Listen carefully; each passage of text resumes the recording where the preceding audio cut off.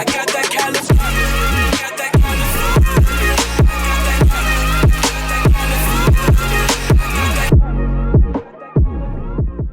Future Trunks is a character that resonates a lot towards so many people.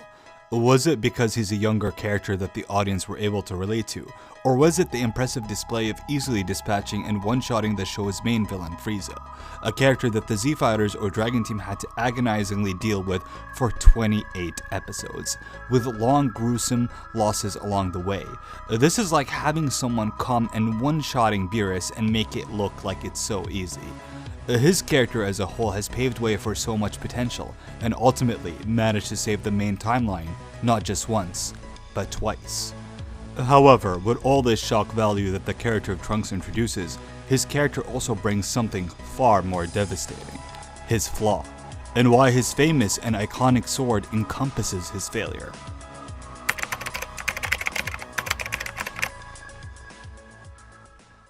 Trunks is an alien, and no, I don't mean by that he has Saiyan in his blood, but he's an alien to our world, our timeline. He comes from a world of despair, a world without the character of Goku, and as a viewer for the longest time I've always found it way too convenient that Trunks and Gohan couldn't deal with the androids. It felt like plot convenience, one that is tailored for the purposes of the story, and you know what, to an extent it probably was. However, there are many subtle messages around why the future without Goku directly related to why Trunks couldn't find any answer. So while Akira Toriyama's plot convenience is a variable in this case, there's still evidence that Gohan and Trunks would have still failed, regardless. If you remember, when Trunks met Goku for the first time, he starts to explain to him the horrors of the androids, and how they easily overwhelmed him in spite of the fact that Trunks easily took care of Frieza. This is our first indication towards Trunks' personality, and how it contrasts to Goku's. Trunks explains how awful and vicious the androids were, exuding fear in his tone. On the other hand, Goku transmits a different tone: regret. It's just not fair. I mean, why do I have to miss the fight? The part that upsets you the most is that you won't get to face the androids?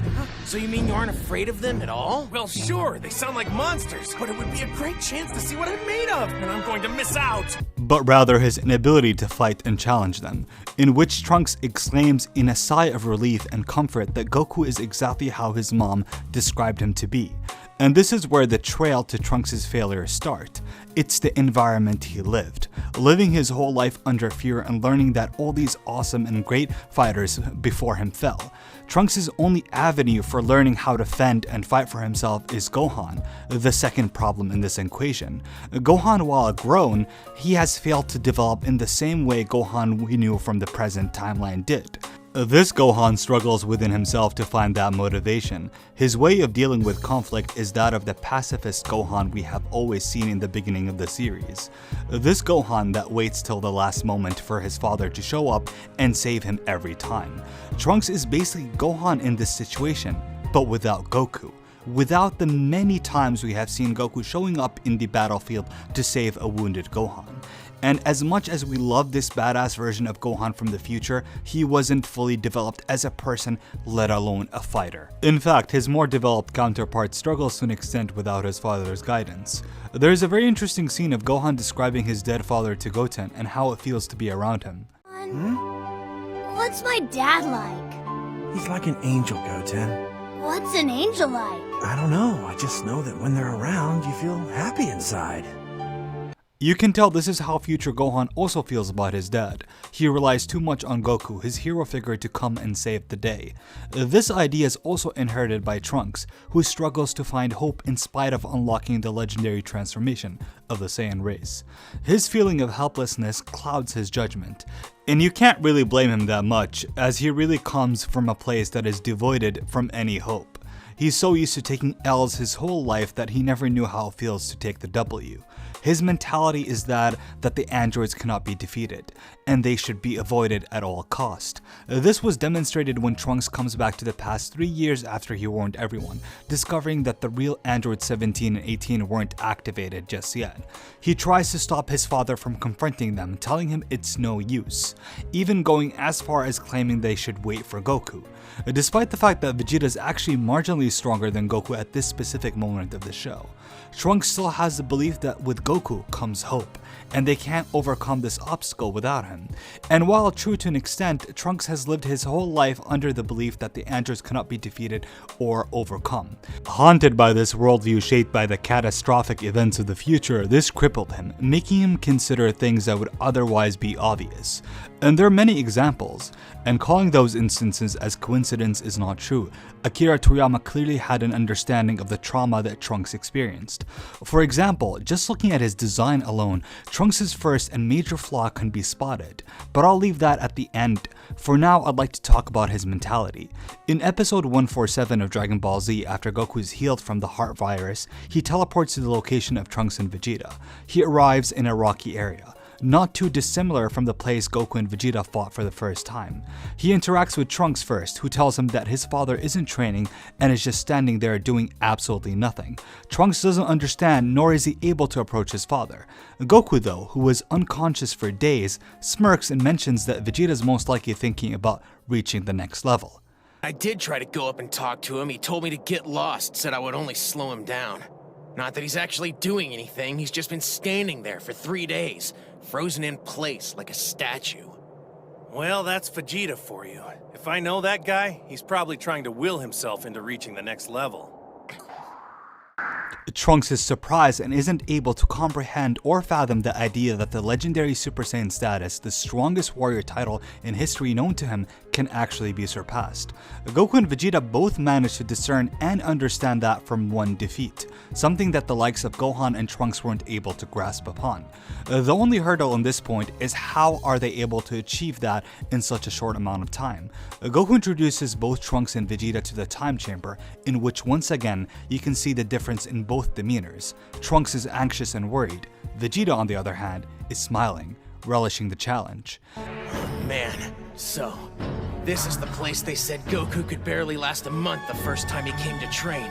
Now I can understand why. I'd say it's perfect.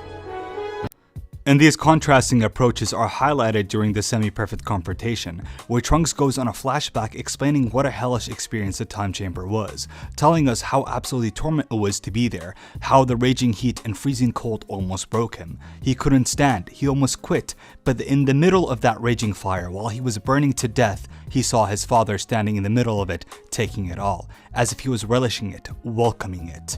Trunks snaps and forgets all the pain and charges towards Vegeta to save him. However, he's met with a slap to the face. Back to reality. Trunks makes a realization that those flames weren't a product of the time chamber. They came from Vegeta. He was the one who was manifesting those flames. Trunks is inspired by his father's unyielding tenacity and obsession that it spurred him to also ascend to the Super Saiyan Grade 2 transformation. Now, this alone doesn't make Trunks overcome his broken mentality, because he makes yet another huge mistake.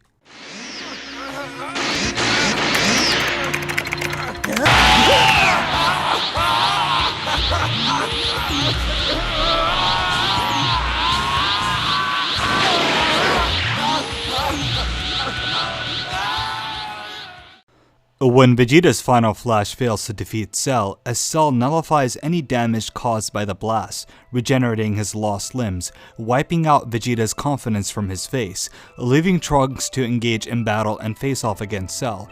Trunks, however, doesn't interfere until Vegeta is fully unconscious, believing that he has mastered and unlocked a form far beyond that of his father's.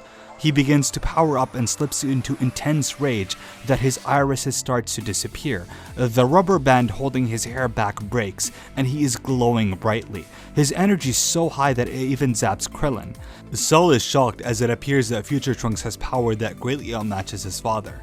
But Trunks makes a fatal miscalculation, something that Goku managed to realize without even trying to use that form in a fight. In fact, Gohan makes the error of believing his father is finally able to defeat Cell. Gohan says this. Wow! You're more than a Super Saiyan now! You're the greatest! Nobody can beat you! I know you can beat Cell! No, this new form has a weakness. Now, with the case of Trunks, it's not that he was simply being stupid for using this form, because it should be obvious that having all that mass would slow him down. But he wouldn't understand until Cell spells it out for him. Now, certainly this could be the results of Trunks' overall inexperience in combat. However, I believe this has to do with his mentality. Trunks was so scared of Perfect Cell and the trauma caused by the androids that he started powering more and more, wrapping himself in as many blankets as possible, believing that the boogeyman under the bed wouldn't hurt him. He felt that as long as he kept pushing his power higher and higher, he won't lose. However, once he knew his grave mistake, Trunks surrenders and accepts defeat as a consequence to his action. Yet another mistake. Trunks shows his weak mentality once more. In fact, this was also demonstrated by Gohan when he got heavily injured trying to save Vegeta. He believes nothing can be done and they have lost. Goku had to use Kinkai's telepathy to knock back some sense into his son, telling him that his sacrifice shouldn't be in vain. If it weren't for Goku being a good father, by the way, and guiding his son, then Gohan would have struggled to summon the necessary courage and inner strength to beat Cell. This arc of Dragon Ball tackles specific thematics that each character exemplifies. Goku represents hope, Vegeta represents pride and tenacity, motivation in becoming a better version of yourself. Gohan represents courage to stand and fight for your loved ones. Trunks, on the other hand, represents those mistraits that he never inherited, the traits that had him go back in time to rediscover these values that were lost in time. In fact, everything I said has been revisited once more when Trunks comes back to Dragon Ball once again. Look at me, dumbass! Wipe that smile off your face! Stopping Black, is that your only goal? You think it ends there? Think about the next threat, in a year, or 5 or 10, or think about your pride! In Dragon Ball Super Episode 48, Trunks comes back to the present once again, as he was overwhelmed by a new fierce foe that is more powerful than Perfect Cell. Goku Black proved to be way too much for Trunks to handle, that he had to use a time machine and flee to the present. There he is reunited with his father and Goku.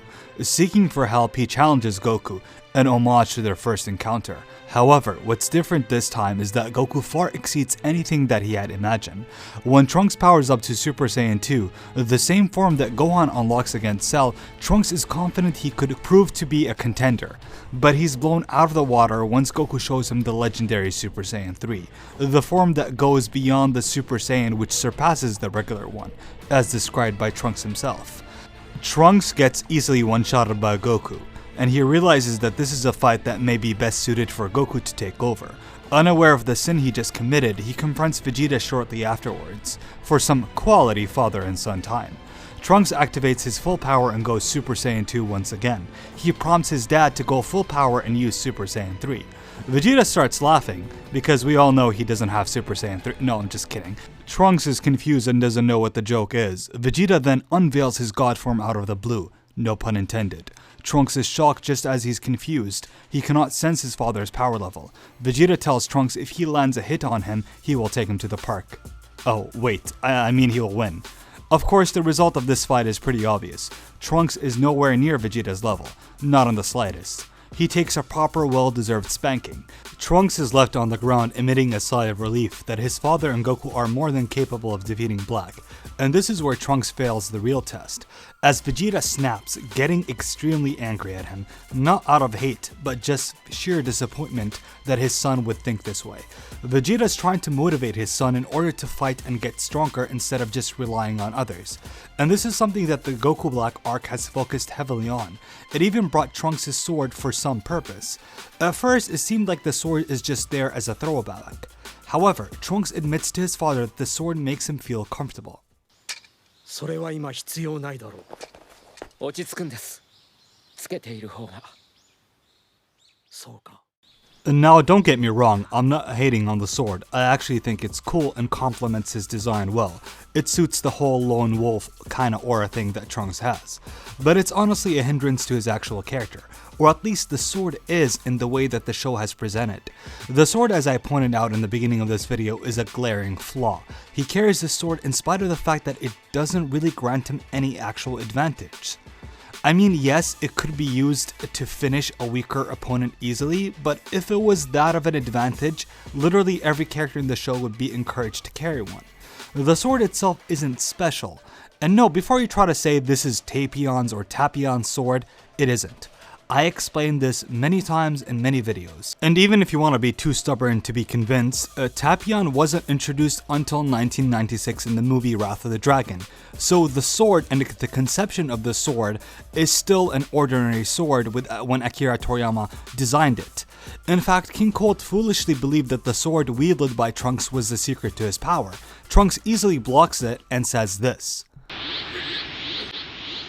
You should know that a weapon doesn't make the man.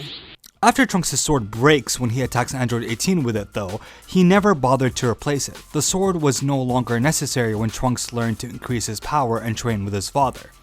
We don't even see the sword again when he travels back to the future. So again, while I love the sword from a design perspective, I think Dragon Ball Super cleverly knew that the sword is a sign of weakness to him. Trunks still retains the mindset of someone who cannot take accountability. He cannot see straight. He needs guidance. And this is where Goku and Vegeta's characters take most prominence in showing him the path and motivating him.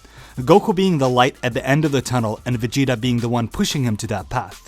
And this is why his character takes a monumental step in power when he unlocks a new form against Goku Black, a form only accessed when Trunks accepted his flaw and accepted his sin. This is where he took accountability and decided to fight for himself. Now, while this moment was executed horribly along everything in the Goku Black arc, you still understand what the narrative is trying to say, that by accepting your flaws you're able to move forward and make a difference in this world. And ironically enough, the sword of justice that Trunks used is symbolic to that. Although he fails at the end, the true significance of that moment is once again not the poor execution and horrible pacing of this episode, but rather the development of Trunks' mentality. He rose to be a true hero by overcoming his biggest opponent, himself. Because believing in our fellow man and helping each other to survive, that's what redeems us! That's what makes us who we are! Makes us worthy! That's what gives us our real power! The character of Trunks, especially the future version, falls in the underrated category when it pertains to his actual role in the series. He's more than just a mysterious youth that one-shots the first villain of the show. The character is in fact you, yourself. It's what you can accomplish if you manage to believe in yourself and overcome your weaknesses. While it's nice to look up to Goku and Vegeta as role models, but sometimes you have to recognize that you don't need to be someone else or rely on someone else. Sometimes you just need to believe in yourself and accept your flaws. Then you're able to ascend. And if you want to truly ascend to the next level, then make sure to like this video and comment on it. I know it's been a hot minute since I uploaded, but I'm back once again, baby. And I'll be making a lot more uploads and better uploads than this. So if you want to truly help me, please make sure you hit the like button. Also, if you enjoy these kind of videos where I go in depth, I urge you to click and watch some of my other videos. I'll leave some suggestions on the screen. But other than that, I hope you guys enjoyed this video. Stay safe, guys. Peace.